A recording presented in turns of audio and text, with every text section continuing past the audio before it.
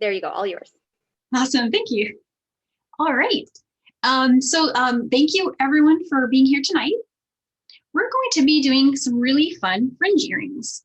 And apologies for the lighting on this. This is a version I made that has like a pearl white background. It's a little hard to see, but very gorgeous lavender stem fringe earrings. So I'm going to spend some time talking about the project, some variations you can try, some tips and tricks, and we'll work through each of the steps to make these. The class is recorded. There will be a live replay available, and that is a great way to make along. Especially if you're new to bead weaving, I recommend watching the project through because as you'll see as we go, I've prepared samples in process so that I can fast forward things that are repetitive so we can put a lot of information into a 1 hour class. So it's these kind of earrings, they take about an hour or so to make one. So we'll probably, I would recommend that watching the class first and then trying the project with the replay is the best way.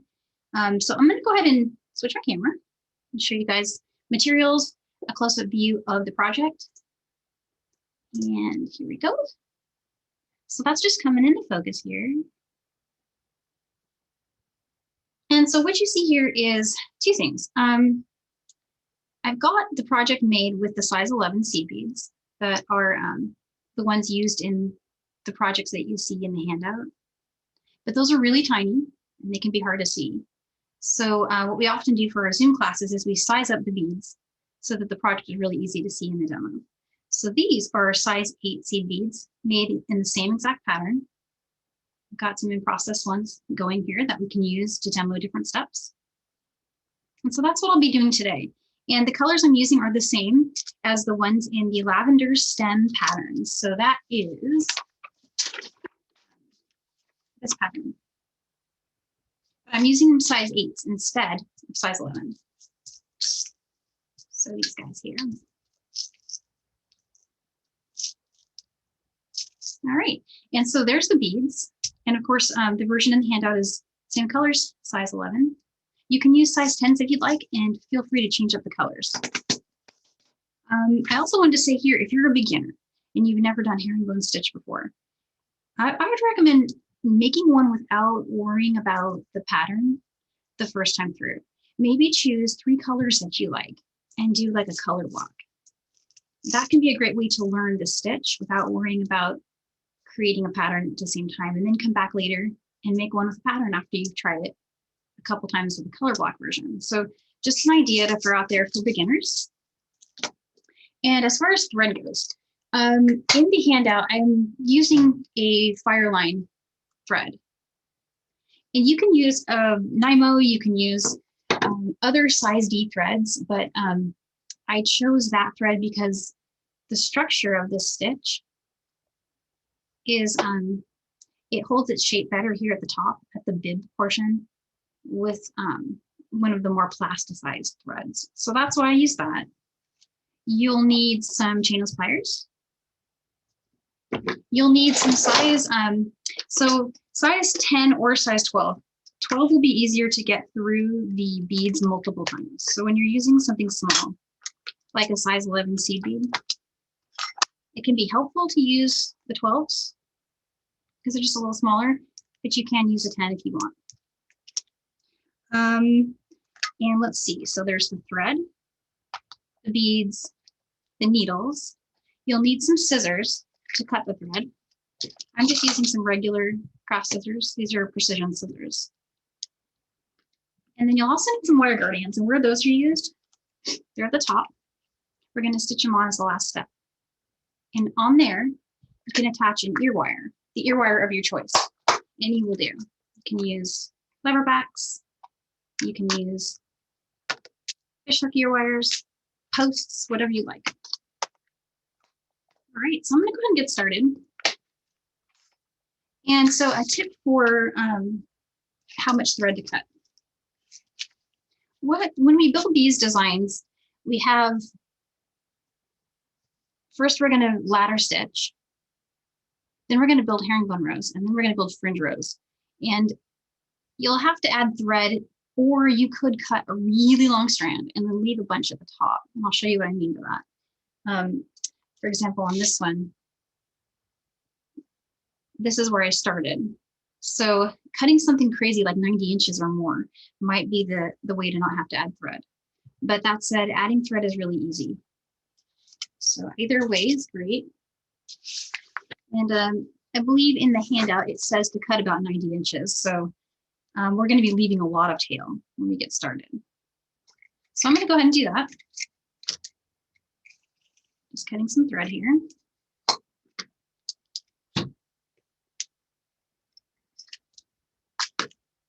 And a trick to getting your needle threaded. So I always share this little tip that I got from the folks at Bead for threading needles. If you take a pair of chain nose pliers and you flatten thread, and this will work for both wildfire and fireline. You squeeze it. See how flat that gets? That's going to go through the eye of your needle a lot easier. So it's a really great tip to work for really any beading project. Okay, so I'm just going to thread this needle here.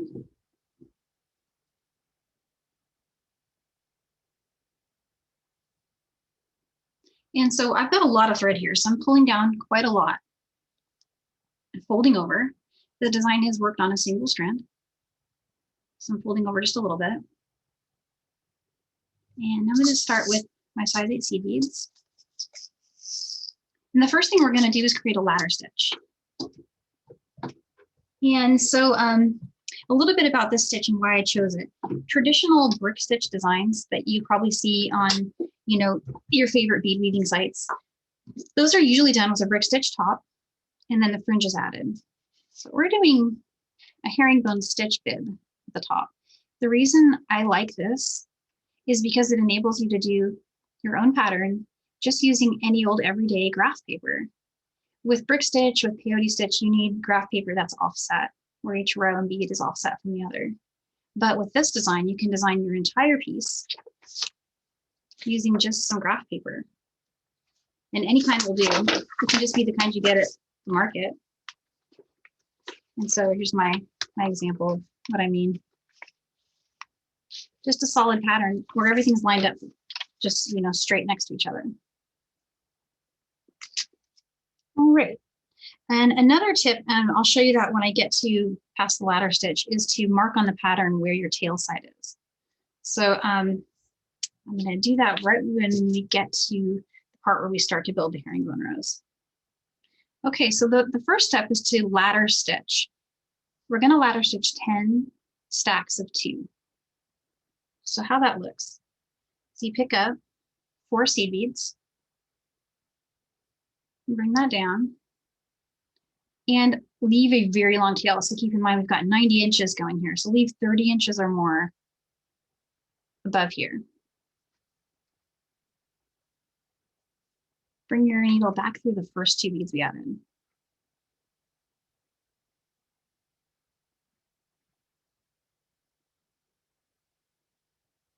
And pull tight. And you'll get a little box. It'll form a little box shape. And come back up through the second 2 that we added. And as you're doing this ladder stitch, try to keep it tight, but don't worry too much, because when we add the first row of herringbone stitch after this step, you get another chance to tighten these up.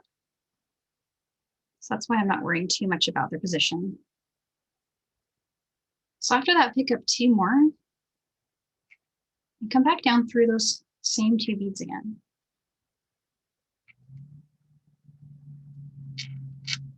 Oops.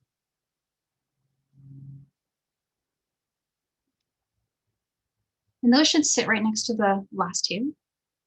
And then come back up through those 2. And we're going to do this 7 more times until we have 10 of these stacks next to each other. So I'll go a little quicker on the next one. Pick up 2 beads. Come up through the last 2 that were added. Form that little square. And then come back down through the next 2.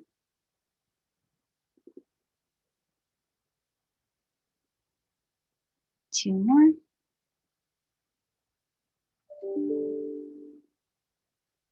And this ladder stitch that I'm doing here, this is the base stitch for so many designs. I have a feeling you guys have seen me do this before, that it's the staple stitch for so many things. Picking up 2 and just going through the last 2.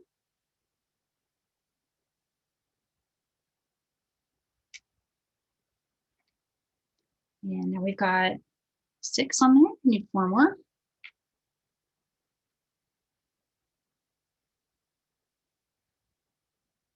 One thing that's really cool about this stitch is as you keep going, you can have, it gets tighter. I noticed those first 4, maybe the first 3 stacks, they're finicky. They're not really staying in position, but now I'm just going and they're, for the most part, staying where I put them. That's true of all bead weaving stitches for some reason. So I've got 8. Let's need 2 more.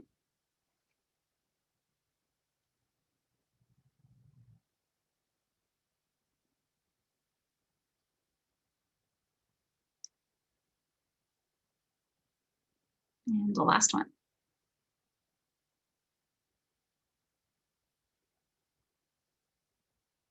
And coming back down through those 2.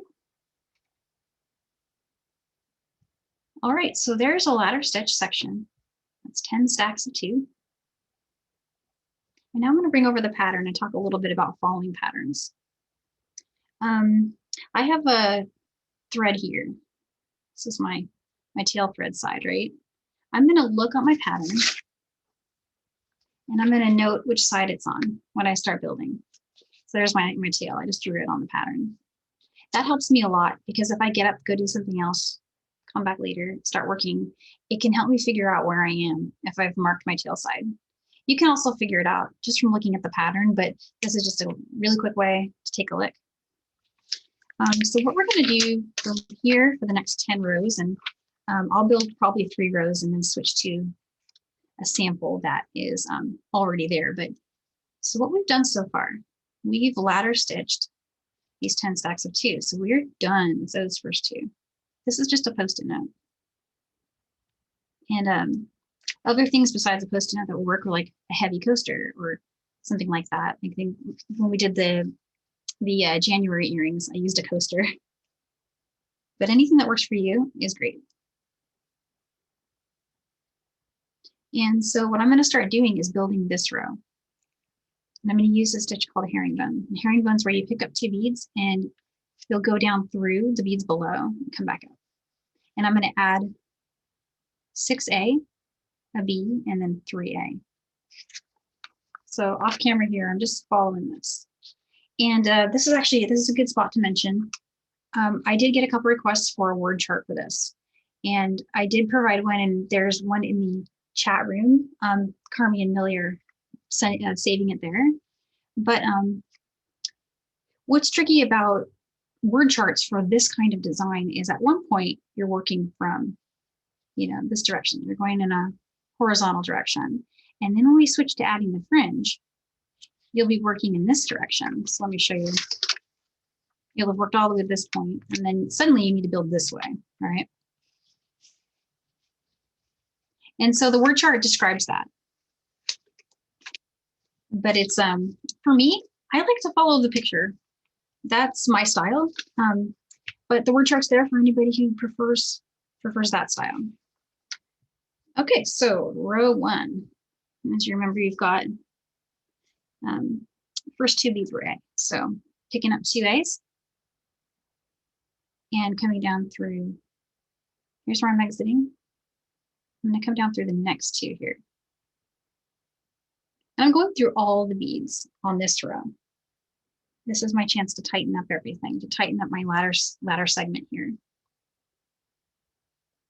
And the next 2 beads are also A. So adding those. And so each stitch you add, they bow in together like this a little bit. That's where it gets the herringbone name. And that's the way the stitch looks, and it's really beautiful. So that's the result that I was going for here. Okay, so I've done 4A. I need 2 more.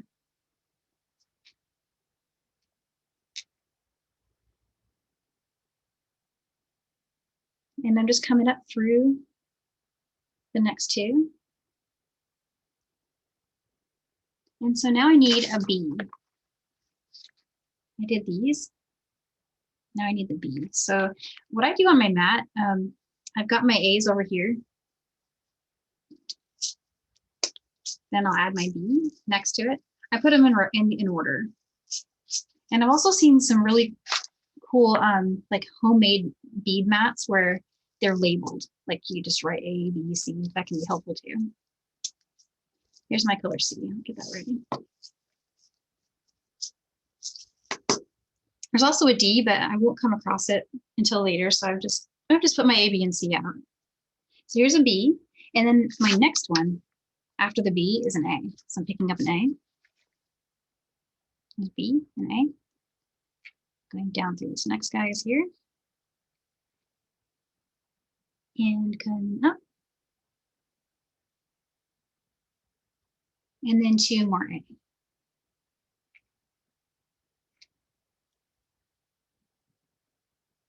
Okay, so stepping up. You guys will remember from the class in January, if you took that one with me, how we had an odd count turn. Great news, we do not have any odd count turns. This is even count, super easy. Stepping up is as simple as flipping your work. I'm just coming up through the bead above. So on this first row, I want this to be tighter. So what I did is I just went through the one like that. So that's what my step up looks like. I went through the bead I just added and the one above this one. Maybe pull tight. And there's also my tail thread hanging out here. So this is the tail, just ignore that. And there you go, stepped up, ready to add row 4.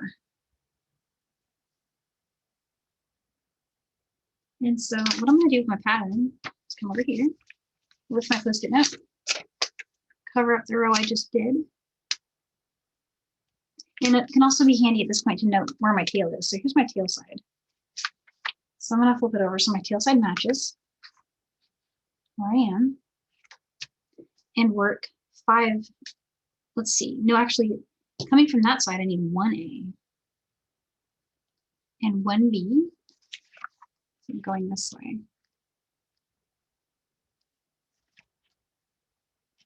And so that's the one way to follow a pattern. If you're a word chart person, you can just look at your word chart. And I like to use a Post-it with my word chart as well if I'm going to do that, just to keep track of where I am. So 2 B's are next. And the herringbone stitch, first row I did, I went through all of the ladder segments. Now I'm just going through the last row I added. I'm pulling tight. So you see, I just went through that 1 bead below. I'm gonna come up through the next one, like that. And glance over at my pattern. I need a B and then an A.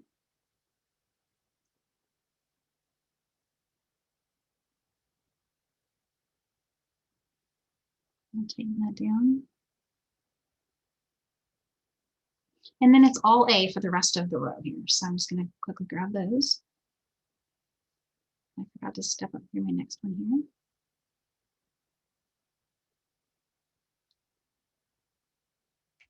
And down.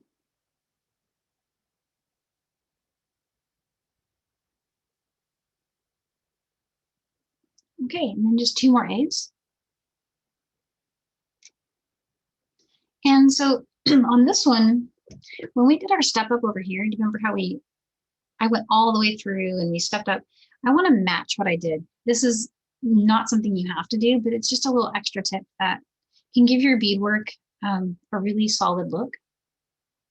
So here's, I just did my last row, or sorry, my last column here in my herringbone row. And the natural thing to do next would be to step up into the next row by going like this, right? And that would be, you know, the way to get to the next row. But I'm going to do something different just for this row because I want to match what I did over here. And I want to make this bead over here tight. Because right now it's the edge of my ladder stitch, the beads at the top are kind of bowing in. So I'm going to fix that. I'm going to go all the way through these next set. And I'm just going to come back up through those 3 there.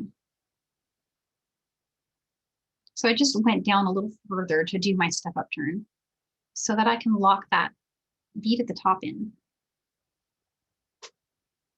And see, that just makes it really sharp looking. And it's not something you have to do, but if you like it, that's a little trick that I do with my earrings. And so I'm going to do one more row. Finish that one. Move my post-it down.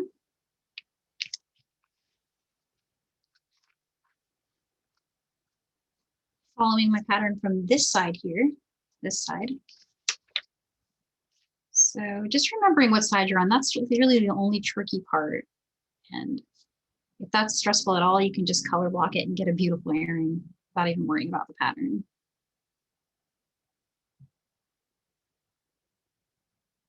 And so there's 2A. I need an A. Now I need my first C here.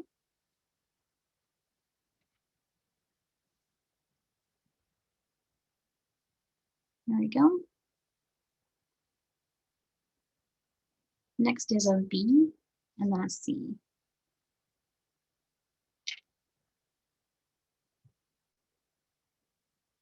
This thing you see me do, I'm just straightening them out. You don't have to do that, but the reason I do it is it makes the thread tension really nice. Because if you have the beads not sitting the way that you want them to when you keep going, they're going to take up a little bit more space on thread. And then that will leave you a gap later. So just helping him. See, right now he's using more thread here, but if I help it sit down,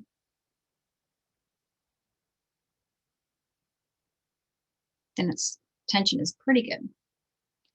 Okay, coming up through this last one here.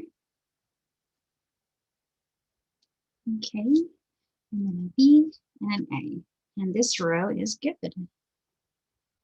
So from here on out, I'm going to do regular step ups.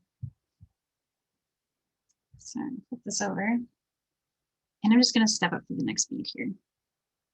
And that's all I have to do for the rest of it. I only did those special turns for those first few rows. And that's it. All right, so I was hoping to check in and ask, because I can't see the comments in the sidebar, but I wanted to ask if anyone has any questions about this step before we go to our fast forward piece.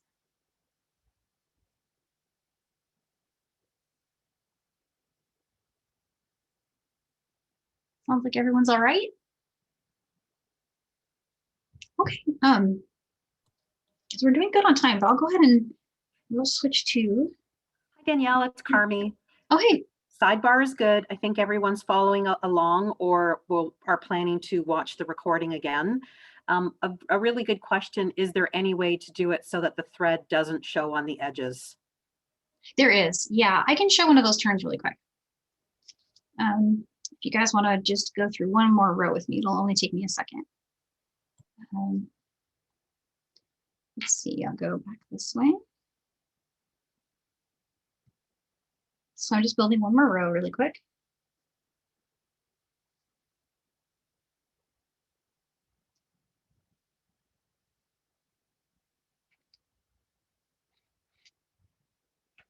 There's that one. And then I need another B.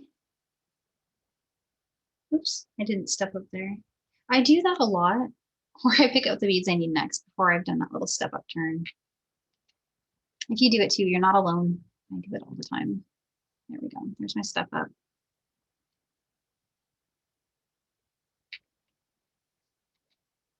This first little section is just one little puff of lavender. It's really abstract, so this is a challenging pattern because it doesn't have predictable placement. It's just doing a bunch of stuff, right? Okay, so you don't want your thread to show on the side. What you can do, there's two things. I'll show the easiest one first. Here's my exiting thread. You can come over through this bead. So this is the one next to the one my thread's exiting, right here. Come up through there. And now switch over and come up through this one. So there's one way. The other way, harder to show, but I can explain it, is when your bead's down here, you can pick up a thread bridge. Do that by, you won't be able to see it, but you'll be able to feel it. When you come up from the work from the back, try to push your needle up. You see how I'm caught in a thread bridge here? I could catch that thread bridge, pull all the way through, and then come back up. And that would do the job too. But yeah, then you'd have nothing on the side here showing. Thank you, Danielle. That's perfect. Okay, so what I've done here is just a quick fast forward. So if I just kept on building this pattern and building it and building it, 10 herringbone rows total, I'd get this. And now it's time to put the fringe on. So I'm going to switch to that. And earlier I used some white thread. I was not, I should have used black thread. But hopefully it's okay a little bit to see it. These take a little bit to build. But so for fringe, now this is that part in the pattern where we need to start looking at our pattern in a different direction. So at this point, we've built all the way to here. Now it's time to start the fringe at this spot. In the handout, what you'll see is it shows it here like that.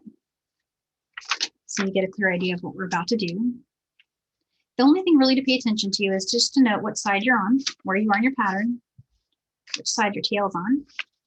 My tail's over here, matching that here. My exiting thread's over here. So I know I need to look at this side, right?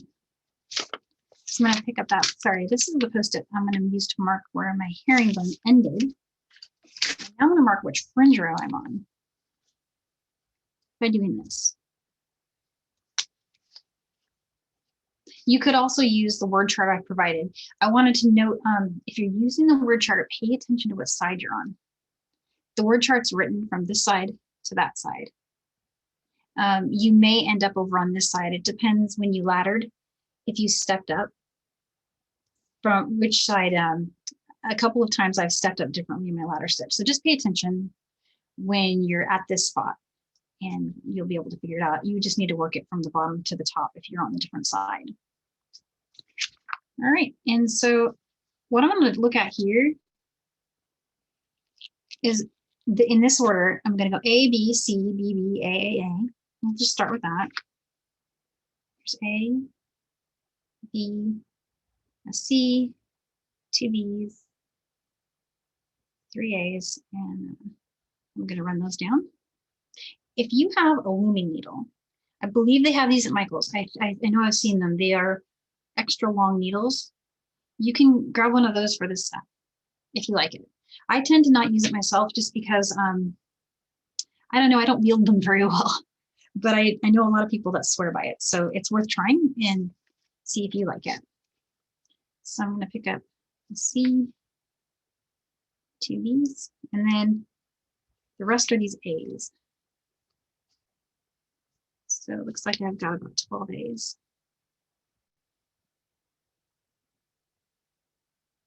And 11, 12. Okay.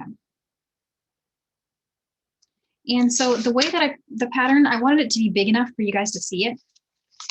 So what I did is I broke it into 2 sections. So you got to come over here to see the other side, which happens to be 3 A's and 2 B's and then 29 A's. This is a really long fringe segment. These earrings have 51 beads of fringe. And if you want a shorter pair, if you're thinking, hey, that's just crazy, I don't need 51 beads long, you can just shorten it. And because it's an abstract pattern, it will still look really pretty. The pattern will probably be, you know, just like half of what you see in the sample design. So for example, if I cut it in half and just did 25, I would have that. It still would very obviously look like a lavender puff coming up with stems. It'd be really pretty.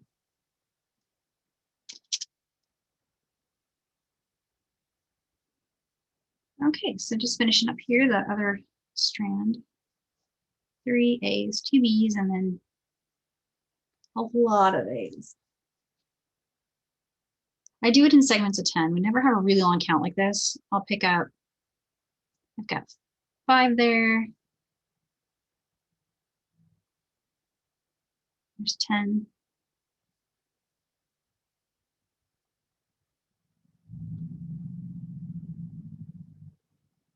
There's 10 more, so now I'm at 20. Now I just need to add 9.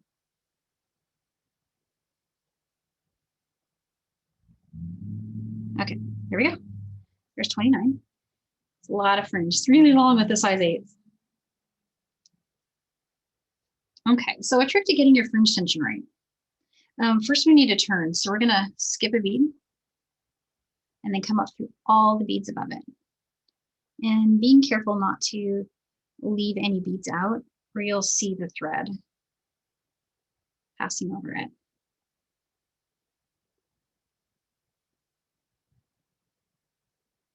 And again, this is where a loom needle might be kind of a neat choice to give a try. I'm not worrying about the tension or the bubbles at this time. Got a thread bubble here. Not worrying about it. Just gonna keep going.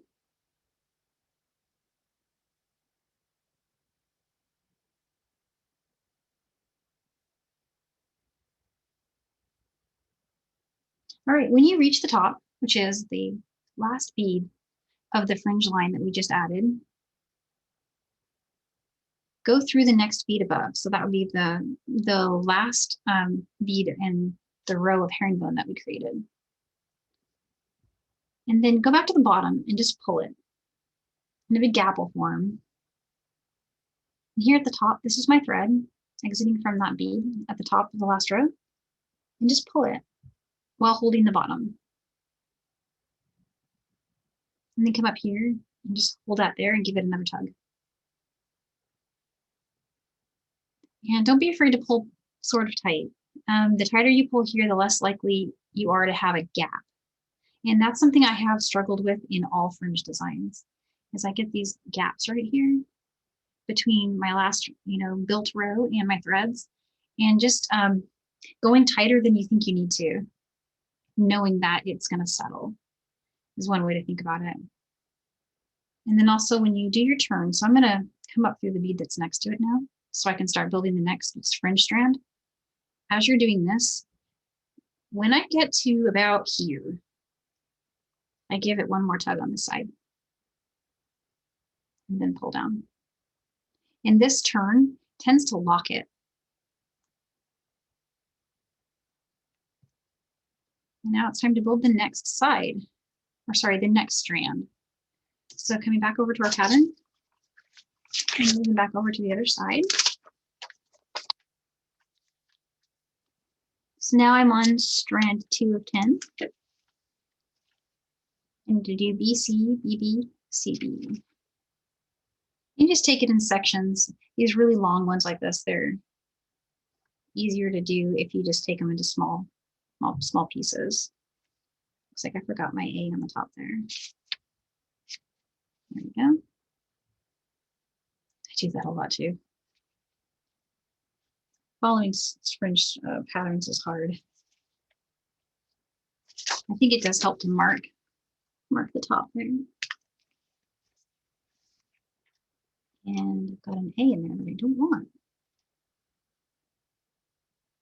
I think it really does help to mark it like that. Or if you're into the word chart, that's another good way. So here's a B, a C, 2 B's, a C, and a B. Okay, and there's 2 A's. I'm just going to try to go a little faster for you guys here. 3 B's.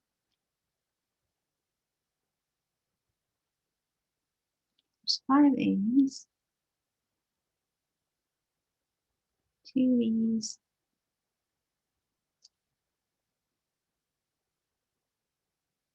Okay, there's 4. Back to my pattern. I reach the bottom here. I come back over here. Mark my other side. So finish it over here.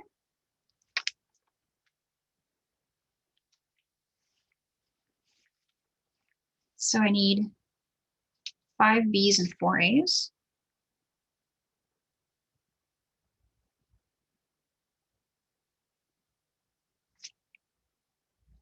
Got that. C and a B and a C. Can be kind of meditative to create these, but I've created them in rooms that weren't calm before and seen the results not come out as I hoped. So it's just one of those things where it's a labor of love. So I need 12 A's.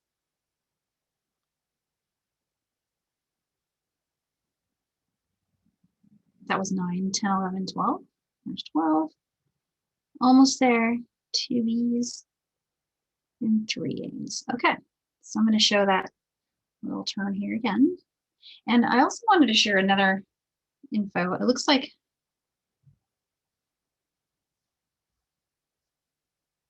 you'll notice, especially noticeable when you use different finishes. I'm going to bring these over really quick to explain what I mean. Do you notice my white strands on the sides are much longer, especially this one? Well, this I don't know how to say it right. CEYLON, Celion coating, or the pearlized coating that's on the white beads in my, especially noticeable in the 11s, is quite larger. The little lavender ones are thinner. And then these silver lined and these kind of like fuchsia lined ones, fuchsia lined lavender, purple, those colors tend to be a little bit bigger than the lavender, but still smaller than the Celions. So you're going to get different lengths. It's going to look super organic. You didn't count wrong. You can check your count if you want, but what you're going to notice is different lengths for different coatings. And the only way to not have that is if you color blocked it with the same setup. So like 10 rows of one color, 10 rows of another color, and then the rest all one color, which is a beautiful design, by the way. That's the only way you're going to get this to be perfect, other than measuring it every time you add a strand and just go ahead and tailor the bottom, just give it a trim, or add more if you need to. So here I'm noticing I need to add a few more if I want it to match. Maybe even one more. And that's totally okay to do. And it's the same process from there. Just gonna come up through all those beads. Hopefully. There we go.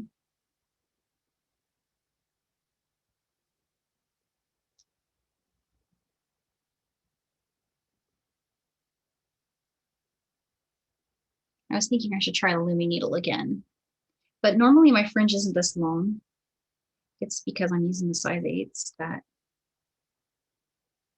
I mean, these earrings, if I were to wear these, they would be very, very statement and kind of heavy too. So the size 8 beads weigh a little more. Almost there, just kind of climbing up through all these beads here.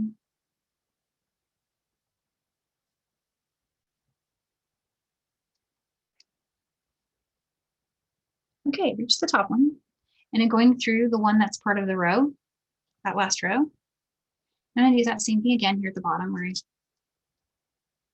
pinch that and then pull from the top. Hold it, pull a little bit more, and then do my turn. All right. So you would just keep doing that step, and optionally adjusting your lengths by adding or removing some beads at the bottom. It won't detract from your design, or don't worry about it and let them be different lengths. Nobody will notice that either, but you will see that happen a little bit. And so I'm going to switch it to one where I built a head. So I put all the strands on. I've got one strand to go. I want to show how to finish it and how to put a wire guardian on top. So with this one, I've got 9 strands of fringe added. I'm going to add one more strand, my last strand. And the last strand on this design is mostly all A's. Probably going to run out of A's, but I have another 2 here. So I wrote here, it's 22 A's. You can note on your pattern that, and the word chart will just give you kind of a little cheat sheet for it. 3, 4, 5, 7, 8, 9, 10. Looks like I'm off camera for that. I'll bring that over so you guys can see it. 10 more.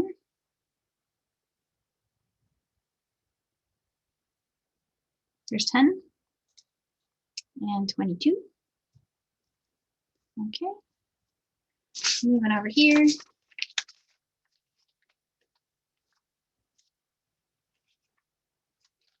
I'm going to do it this way. So I need 10 more A. This is my A color.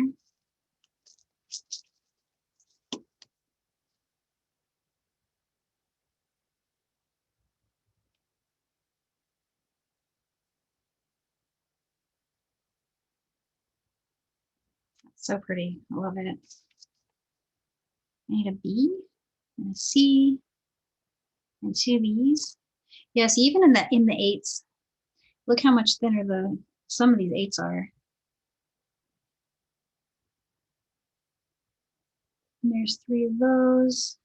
There's C, 2 B's. All right, and then I need 9 A's.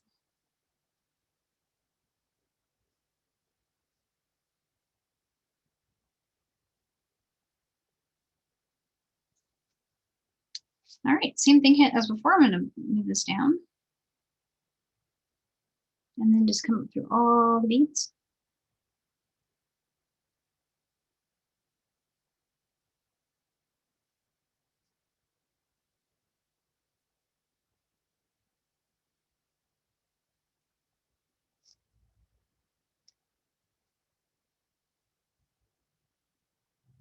Almost there. Okay, and there's the last one of my fringe, going through the last one in my herringbone row here.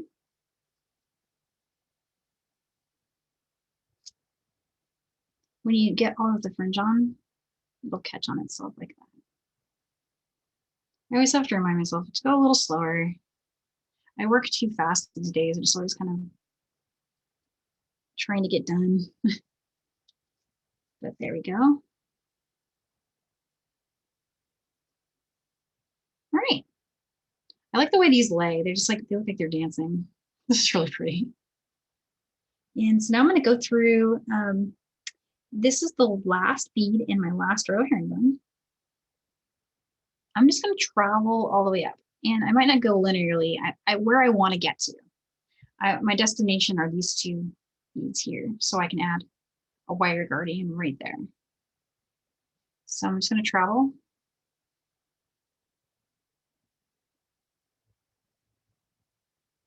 And at some point I'll need to make a turn.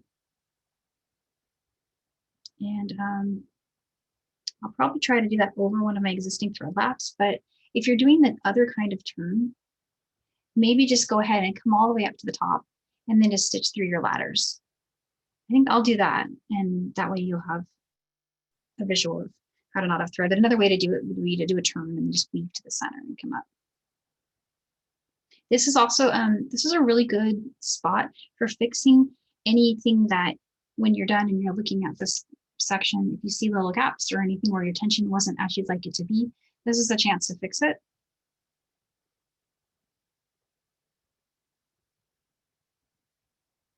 But I'm actually thinking this one looks kind of nice, so I'm going to keep going.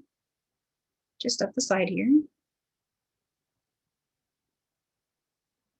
I try to pull it through all in one swoop, but it resists doing that, so I'm just doing what it lets me do.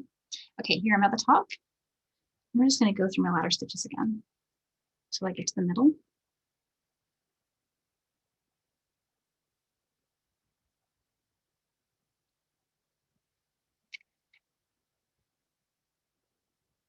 All right. So the middle is where you have 4 stacks on each side. So these 2 middles. And then the wire guardians, when you're using the size 11 beads, are a perfect fit for that width. But the beads that I'm currently using, the 8s, my wire guardian is going to be a little small and it's gonna try to sink in, but I think it'll be okay for a demo. There's a wire guardian. Danielle, Yeah. someone has asked if you don't have a wire guardian, can you use a jump ring here? You could. I would actually, instead of jump ring though, what I would do is I would just make a little loop, because you never want to throw a jump ring directly on your thread, especially, well, okay, unless it's a closed jump ring, meaning one that's been soldered shut, that would be totally great. But if you just did a little loop like that, put your ear wire on that, that's Well, that is prettier than a jump ring. So I'm glad that answers Bella's question. Oh, awesome. Yeah, Bella, if you do this will also be better when you add your ear wire, because if you did a jump ring, it's going to spin on you.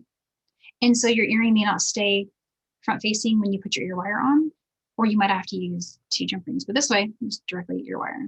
Yeah, you got it. But if you're using that wire guardians, if you like using those, I'm going to expand mine so it fits my dimensions of my 8s. Just a little bit there. You won't have to do that with the 11s, or if you're using 10s. Also, you know, it'll be perfect for those. But for the 8s, you'll have to get a little bigger.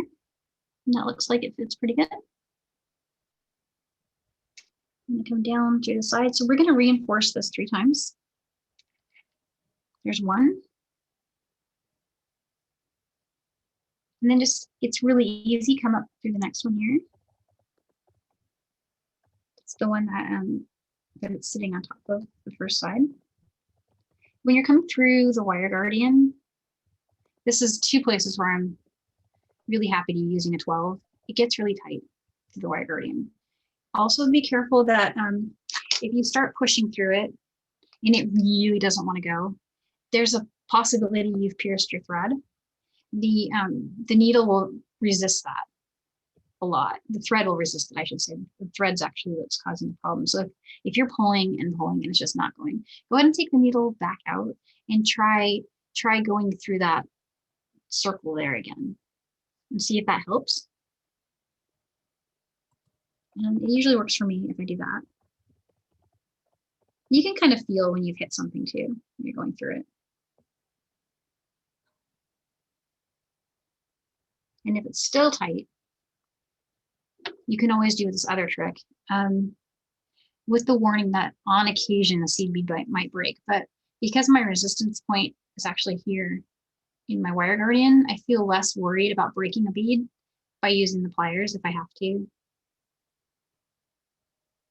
But so that's what you do. You just weave through it. And these earrings, so these are 8s. They're going to be pretty heavy, but these little 11s, they're super light.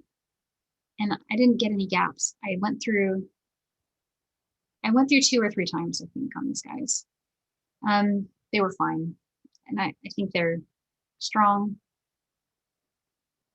So yeah, go through it 3 times if you can, twice if it's giving you a hard time, and then just weave in. So I'm going to show weaving in really quick. Weaving in and herringbone stitch when you have like a bib like this is super easy. So you just come along.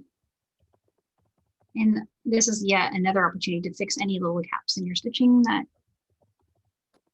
you want to, but it's just following your thread path.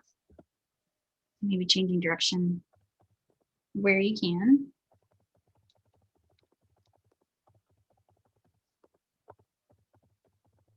So I'm on this edge again. For if you wanted to do a turn where your thread doesn't show for when you're weaving in, let's think about that. You could just do that same thing again, where you go through the one that's next to it. So I'm exiting from that bead, going through this next one. The only reason to not do that is I sometimes feel like you can see it here, but it doesn't really show that much. I think it's fine like that. I think both of those methods are just great. So whichever one you like doing.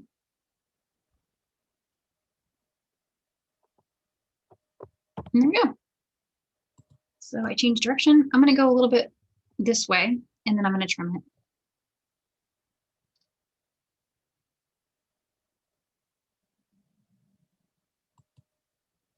And this is one big earring.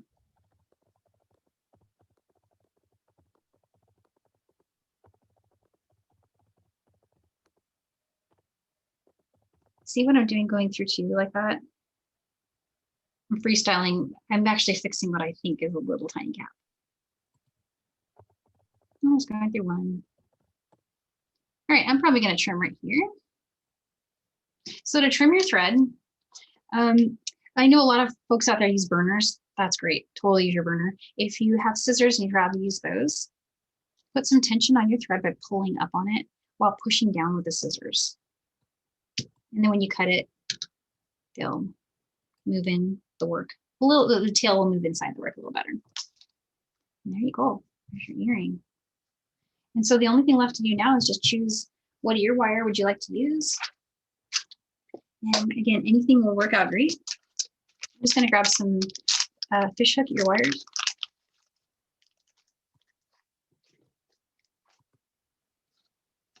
And get some chainless pliers.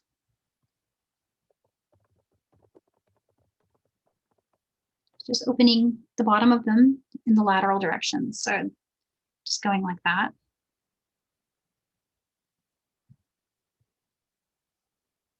Putting it on the wire guardian and then closing it. Tighten it up a little bit. And that earring is, if you make this with size 8, it's 5 inches long. That was my next question for you, Danielle. How long are the original earrings with the 11O beads? They'll vary. Everyone's calling them, they're calling them shoulder dusters. Shoulder dusters, yes, they are. They're 3.5, give or take some millimeters there for variation. But yeah, about 3.5-ish. Looks like I'm getting more like, yeah. Danielle, I have two quick questions for you. Sure. Could you remind people why at the beginning you had a long tail? What did you do with that tail? Oh yes, sorry, because I skipped to a sample that was already done. So at some point when I was making all of my fringe, I ran out of thread. So over here when I was making this one, it happened for me with the 90 inches. I started running out at about fringe number 6. So I made it about this far and then I was out. So I finished up that strand. I wove it in just like we did before. And then I brought my tail down from the top, weaved it to exit from the point where my next strand needed to start, and used that big long tail to finish these last 4. And then that came up the side and finished this. Thank you, Danielle. And the last question is, why is there a bit of a curve with the herringbone stitch? Oh, so the way that the stitch is built, the reason it does that is because when you're building this stitch, the I guess it's just the way they sit. It show building it a little better. I'm finding my needle really quick. I hid it from myself. Here it is. Okay. So the reason they do that is when I pick up, see, watch what happens when I pick these 2 up. And bring them down to the next one.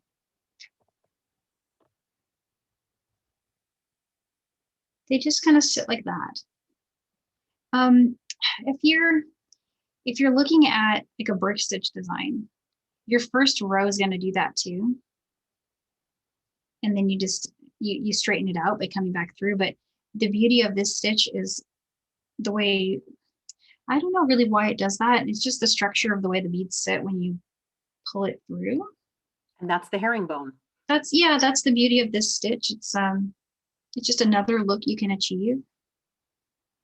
And some people really like it. If you don't like it, there's also, we did a version in July of last year with brick stitch, and that was a really pretty one too. So this is just another Another way to create something, why I like it so much is because it's graph paper friendly. And I can also take, this is another really cool idea, but if you really like looming, if you're into loom designs, which I had a phase where I was obsessed with looming. I took my loom patterns and turned them into earrings. And that's basically what I did. So this other earring pattern here, that's in the handout, I just included that for anyone who really likes it. This was a loom bracelet that I had made. And I thought, well, hey, it could be this really great earring. And you could even make matching bracelet with the loom and the earring with a stitch. You could square stitch this too, and it would be great. Last question, Danielle.